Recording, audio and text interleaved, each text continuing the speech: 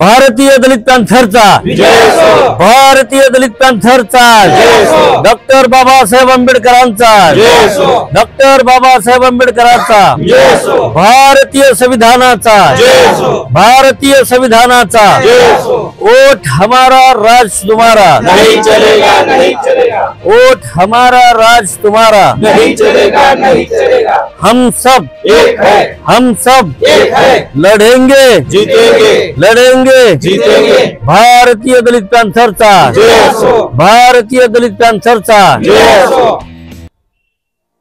आज भारतीय दलित पॅंथर तालुका शाखा अहमदपूरच्या वतीने उपविभागीय अधिकारी अहमदपूर यांच्या मार्फत महाराष्ट्राचे राज्यपाल यांना निवेदन सादर केलेलं आहे।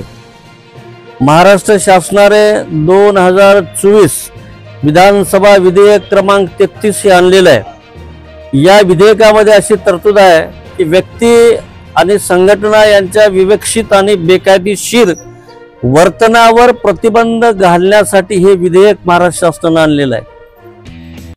या विधेयकामध्ये व्यक्तीने आणि संघटनाने सरकारच्या विरोधामध्ये बोलायचं नाही किंवा अधिकाऱ्याच्या विरोधामध्ये बोलायचं नाही, अशा पद्धतीचं हे विधेयक आहे। या विधेयकानं या ठिकाणी इथल्या व्यक्ती आणि संघटनाच्या अभिव्यक्ती स्वातंत्र्यावर हे सरकार गदा आणू पाहत आहे।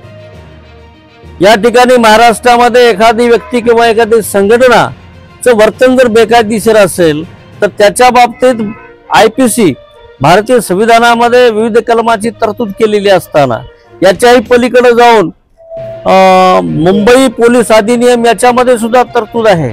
अशा विविध कलमाच्या तरतुदी असताना हे महाराष्ट्र सरकार हे विधेयक का आणू पाहत आहे। याच्या अगोदर 2005च्या म्हणजे महाराष्ट्राचे मुख्यमंत्री विलासराव देशमुख असताना त्यांनी एक विधेयक आणलं होतं की बंदच्या बाबतीत विधेयक आणलं होतं। ते विधेयक मंजूर झालं। त्या विधेयकाचा आधार घेऊन आज पोलीस पुण्या कार्यकर्त्याने आंदोलन केलं तर त्याला पोलीस कोबिंग ऑपरेशन करून मारत आहेत आणि एवढी हाल व्यक्तीच्या आणि कार्यकर्त्याची होत असताना सरकार हे दुसऱ्या 33 क्रमांकाचं विधेयक आणत आहे। आता या विधेयकातून सरकार काही इंग्रजशाही या देशामध्ये महाराष्ट्रामध्ये लागू पाहत आहे। कुठल्याही व्यक्तीला आणि संघटनाला कुठला अधिकार नाही, बोलण्याचं स्वातंत्र्य राहणार नाही, अशा प्रकारचा निश्चय हे सरकार करत आहे।